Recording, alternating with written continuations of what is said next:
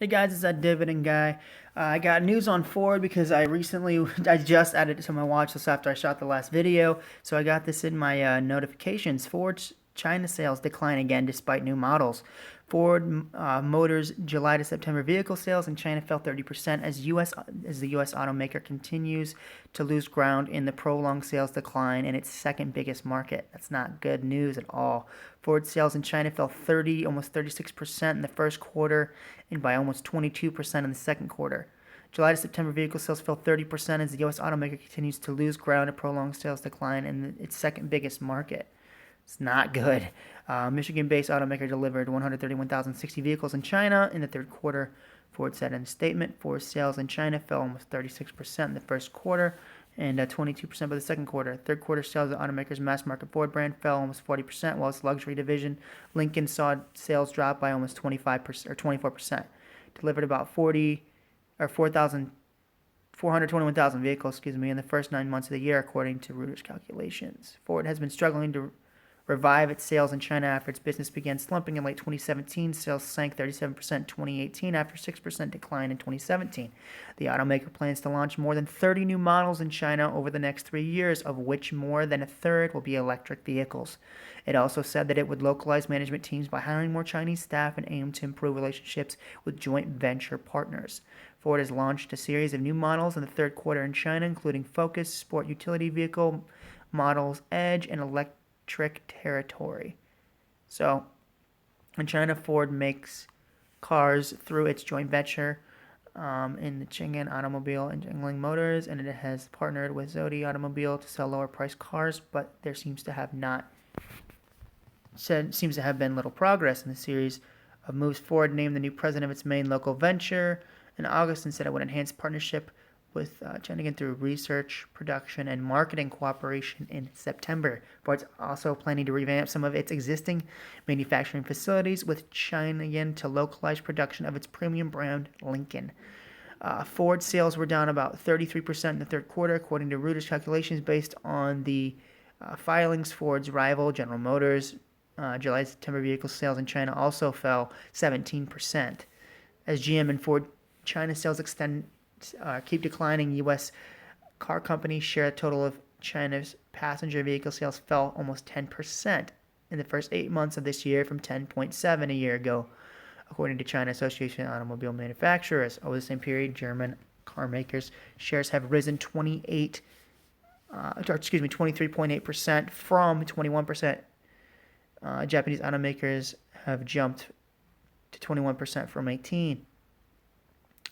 Wow. So it seems like Chinese manufacturers are going up while Ford and GM, two of the bigger automobile makers in the U.S., are declining. So sorry, guys, for Ford shareholders. This isn't good news. It might give you a decent drop in stock to purchase it, but it's very hard to be ecstatic about a declining business model, and that's really what this is. So not only do you have tariffs on those vehicles and issues politically with China right now, you also have declining vehicle sales in their second biggest market behind the U.S. Not great news, but certainly, again, guys, keep in mind that Ford's been around forever. GM has been around for forever. So, it's just very hard to hold these stocks when there's a rumored recession around the corner, because vehicle manufacturers do not do well in recessions. So keep that in mind. But I can see the appeal of a Ford or a GM. It just sucks. It seems like there's bad news after bad news after bad news for these auto manufacturers. So it's hard to have a bright side when all you ever see is reports on declining numbers. But little news on Ford today. Just wanted to give you guys a little bit of an update. Sorry if you're a Ford shareholder. It seems like they're kicking them while they're down. But I think it's a great value stock.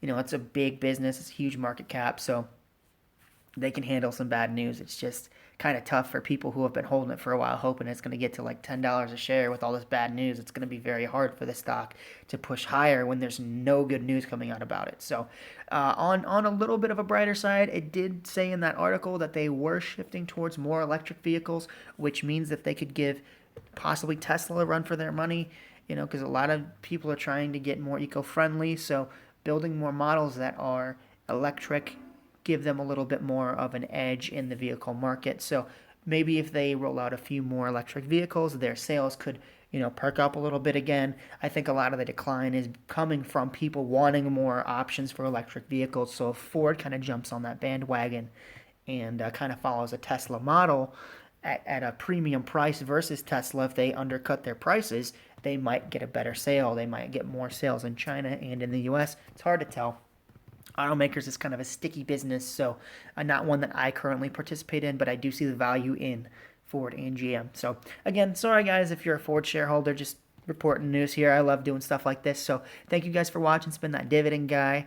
There's always positives with bad news if you act on it correctly. So don't let the news control you. You control the news. So if you buy shares at a premium price, lower than they were, when they opened, you're getting a good value for that stock. So keep in mind, market fluctuation presents opportunities. It's not a reason to sell. It's a reason to buy. So keep an open mind for these automakers if you're holding them long term.